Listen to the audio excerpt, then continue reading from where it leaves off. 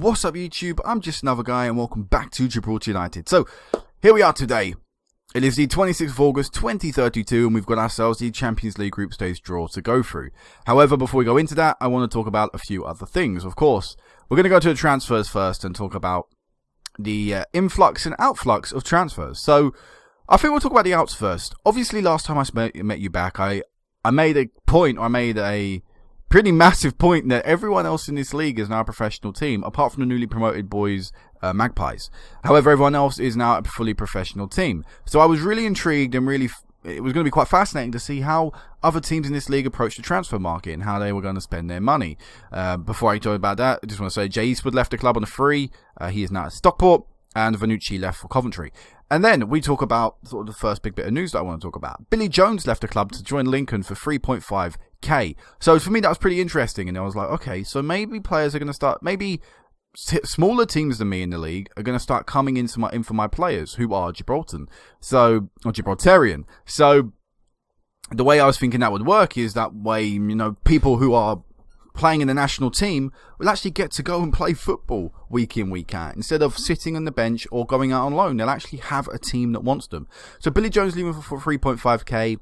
I'm fine with that. You know, I'm not expecting a massive transfer fee. And to me, as the national team manager, it's good that he goes out and plays first team football. James Allen joined Magpies on a loan, just a youngster. We sold Craig Roberts, a youngster I don't even think I've ever played. We sold him for £925 to join Lynx. He was on loan to them last season.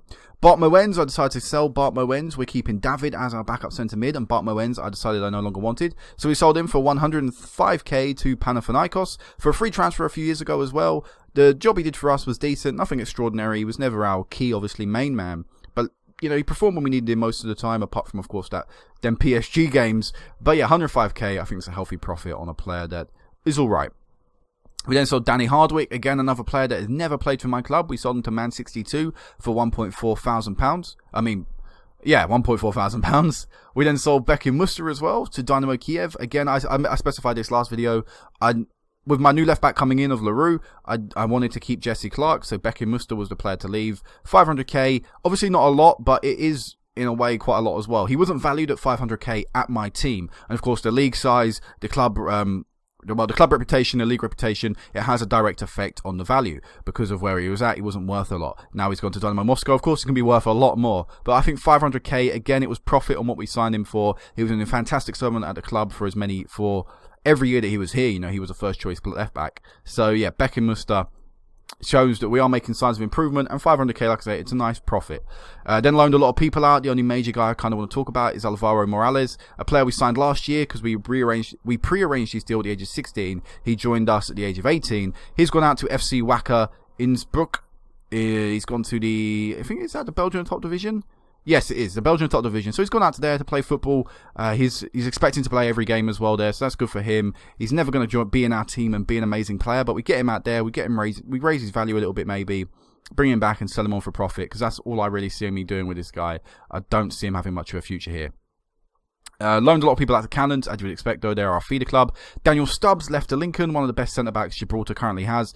He was, like I say, I'd rather he go out and got first-team football from a national team stand of view. So £6,000, I was happy to accept it. Loaned a lot of people out again, and we also released Dubé. He wasn't happy with his lack of first-team football, so I released him. I did want to try and keep him in Gibraltar. I did actually release him out to... I did offer him to clubs originally for free, but no one was willing to sign him. So in the end, I decided, look, I'll just release him. He wasn't happy at my team. Hopefully, he's still based at Gibraltar, because you can actually check where they're based. So he's currently based in the Ivory Coast. But he has played enough years, I believe, to actually play for the national team. I'm not too sure. But either way, I was like, look, he's not happy here. I don't really want him, so I decided to release him. Those are the outs, and we've made 600. We brought in 600k. To the ins, Anthony LaRue, you already know about, joined us, 18 years of age. His stats are already going up, as I expected when he signed for me. And yeah, nothing more I can really say about this guy, apart from the fact he's been solid in all the Champions League games we played so far. We then loaned in Ada Garmedia. Basically, I needed a backup right back. I didn't really want to spend money. I couldn't really find anyone decent on a free. So I've loaned this guy in from Athletic Bilbao. Should be good enough for a backup player. That's all he's been brought in for. He's played pretty well for pretty much all his clubs, or he's played in the La Liga. He's played pretty well for Dundee United, but he's played in La Liga. I guess that's something, not particularly well, but he's played in La Liga, and that's, like I say, pretty good achievement. So yeah, he's brought in on loan for the end of the season. Pavel Rodomanov, the biggest ever fee we've spent on a player. So that's bumped up from the LaRue signing to Pavel Radumanov. So I know what you're thinking. I did mention I wanted a striker, and in the end I went with this guy. 21 years of age, £20 million value right now. He's on £78,000 a week, making him the equal highest earner as LaRue. Both of them have clauses in their contract, making them the highest earners. Because we couldn't offer them the wage they wanted up front, I had to sort of add clauses in. And one of the things they wanted was hot match highest earner. And I thought, look, I've got to try and give him as much as I want because I really want them in the team. So he's been labelled as a wonder kid by the media. He was anyway previously, now labelled as a striker. He's played for Shakhtar Donetsk. He's actually got a pretty good record in the French top division with Rennes, which, as we all know, the French league is a very good league in this game. It's one of the top leagues in Europe, if not the top league in Europe right now. So being able to get an average rating of like that and the goals per game ratio like that is a great accomplishment. And again, look what he did for Shakhtar. You know, he played really well for them. And in fact, he probably played against us last season. So, in fact, he probably scored against us last season. Let's see if we can flick back to Shakhtar. Didn't score in the first game. Yeah, he scored the first goal in the away game. So, obviously, I know he's a good player. Signing for 27 million. There are clauses involved in this. Don't get me wrong. I've not gone completely up front here. I'm not a monster. I'm not an idiot. I don't just spend all the money up front. Sorry about that noise if you heard it. It was my cat attacking my chair. But yeah, I'm happy with this signing. Now, something that bugs me is I signed him because his report said he was really good, and it actually says he's worse than Musa Sanogo. But don't listen to that; it's complete bullshit. You know, try not to listen to your reports sometimes, because I compared side by side with Sanogo before I signed him, because I was like, I want to make sure I'm getting a better striker. This is a guy that is 5 years younger than Sanogo, still got about 2-3 years left of really good development in him. And he's better than him in pretty much every way, apart from his flair, his aggression, his corners, which aren't really important, his crossing, which again shouldn't really be important for a guy who plays up front and primarily in the centre. Heading is a little bit worse, but only by one. He can improve that in training. His long shots aren't as good, but again, we can improve that in training. Penalty taking is not important. Aggression, I would like a bit more aggression, but again, it's not that important. It's not the make or break because he's not really a target man. And then we've got again, physically, he's pretty much blow for blow the same. So Radomov is a lot better than Sanogo. It may seem like a large fee now for most of you, but I think he's got the makings to become a very good player for us. So far, in all the competitions he's played in, the competitions he's played in for us, he scored 3 goals in 4 games with 1 man of the match performance. So I'm happy with it so far in the Champions League. And the last guy we signed was Dario Lavanel. I think I can't remember. How do you pronounce that? Lavalen. I think maybe Lavanin. I don't really know. 25 years of age, Argentinian, centre defensive mid. Now, I saw him on the transfer list, and I was like, this could be interesting. Transfer listed means I'm going to get him on a pretty cheap fee. We only paid $4 million for him, and again, when you look at his record for in the Argentinian division, or even the Brazilian division, just in South America in general, very, very good. Very, very good player.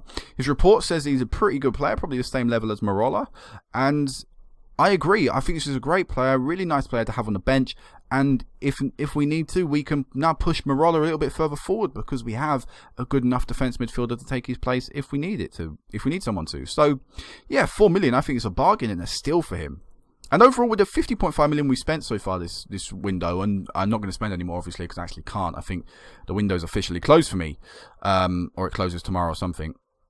No, it closes today, but yeah, I'm not going to spend any more, but I'm happy with the $50.5 million we spent. Financially, we're still pretty sound, $36 million in the bank, which is great, obviously. We've got a new stadium being built in this, right now, and we'll see it in the summer. So, yeah, I'm happy with the signings we made, and I think they've improved important positions. Just want to talk about the clauses that we have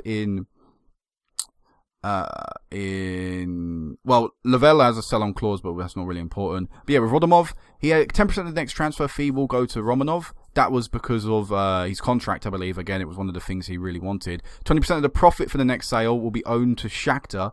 So, again, I didn't really mind adding that in because I was like, look, if we make profit, that's good. 20%, it would mean the money we spent on him is not gone to waste. And again, he's got to reach certain things as well. We're paying him over the next 4 years. We're going to be paying them a little bit of money each month, which I think we can cover, obviously, with the TV revenue. Shakhtar Donetsk will be paid $2 million after he scores 10 league goals, which again, I'm happy with. I think that's a good deal. And after 50 league appearances, they get 10 million. And again, he may never reach 50 league appearances. Bear in mind that we play 14 league games a season, and my first team players typically play around 10. So that's 5 seasons. In 5 seasons' time, he could be on his way out.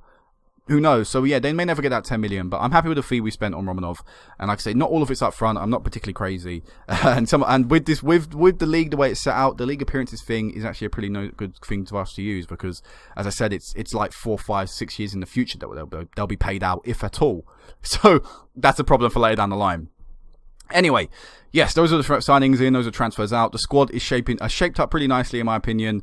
Like I say, I'm happy with it. I'm happy with the balance of it. I think we've got good backup. Now that we've got Sonogo as a backup player as well, I think we've got a very good squad, good depth as well. Currently a few people injured, but that's nothing to worry about. Anyway, let's talk about the schedule and let's talk about how we've done it in the Champions League so far. So, first off, we started against Dundalk in the Champions League third qualifying phase. We won 4-2 away from home. To me, this was a decent game, but definitely needed to improve defensively, because the fact that we gave away as many chances as we did to Dundalk really disappointed me. And we had one of our ex-players return to us, obviously.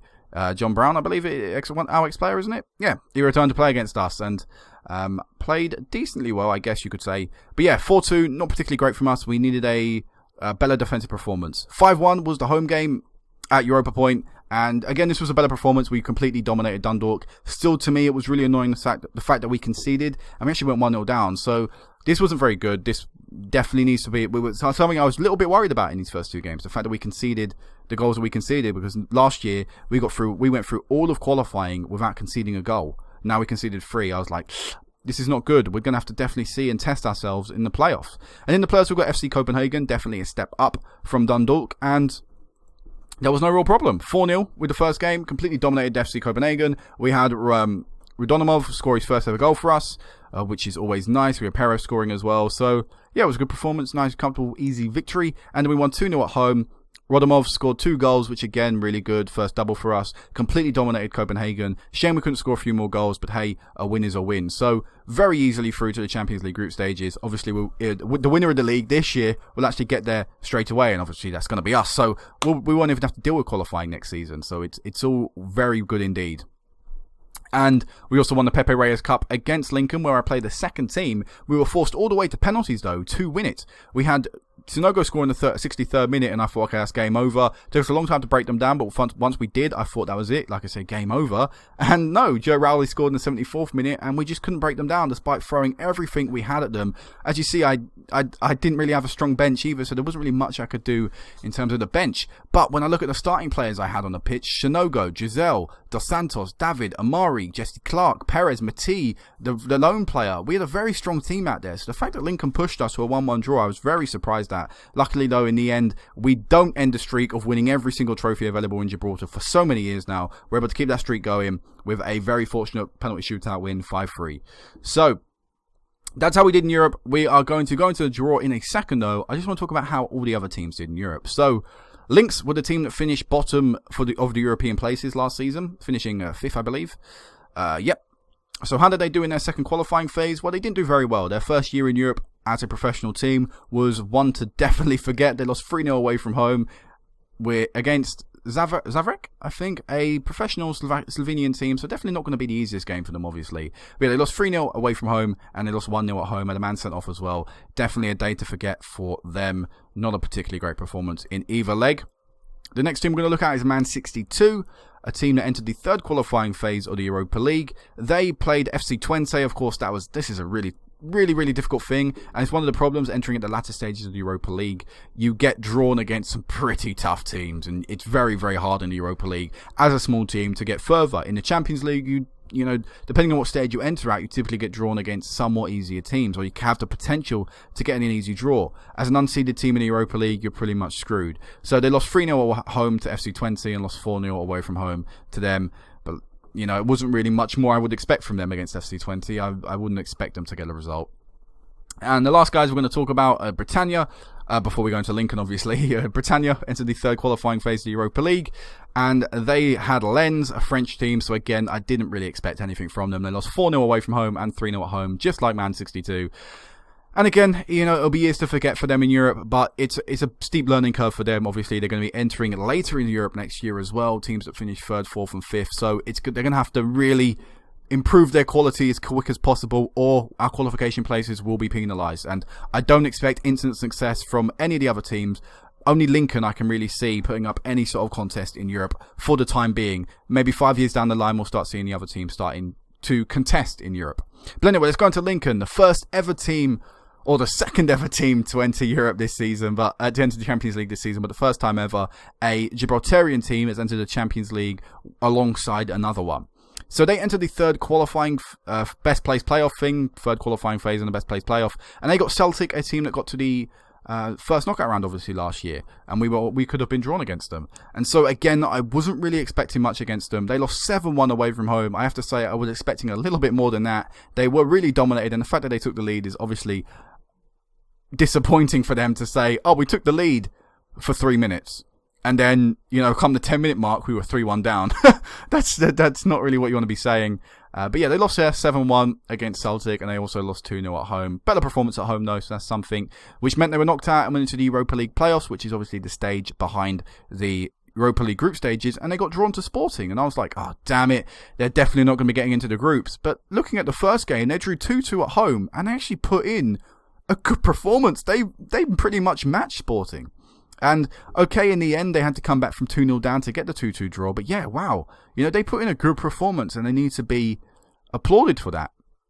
So I'm sort of optimistic to see how they do. I will continue forward on this day, on the 26th of August. I'll try and see if we can get the result on camera. But let's move on to the Champions League draw for us anyway, and see who we will be playing in the Champions League. So we are a second seeded team, or in the second seed. So it means we have the potential to be getting an easier draw this year round, obviously, because we're going to be getting a third seeded team of 4th. Let's draw ourselves out of the pot, and we'll get halfway through. So we enter the group with Lyon, the current holders of the Champions League, and a team I believe we've played in the past. So that's good. We'll be able to test ourselves against European champions in the group stage, where hopefully it won't be we won't be penalised too heavily if we do lose against them.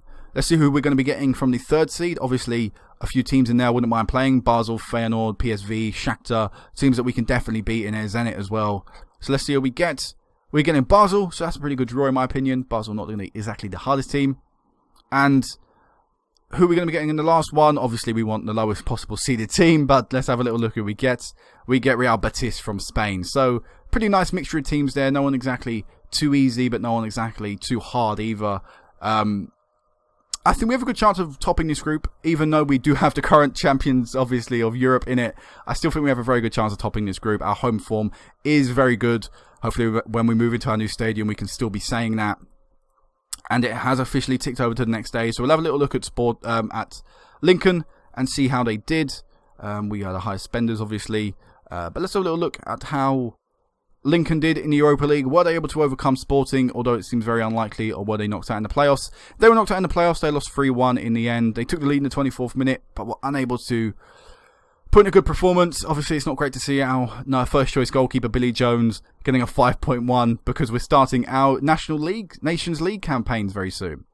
So, yeah, let me just look at the group one more time for us. So, who will be playing in the first two games of the Champions League? We're playing Basel away from home and Lyon at home. So, pretty nice start to the group. Not an away trip to Lyon to start off, obviously, which is the most difficult. And in fact, Lyon away from home is our last game, so we could go into the last game knowing we're through, which we did last year, which obviously is just a very nice feeling to go in there knowing that no matter what the result is, we are going to be going home happy.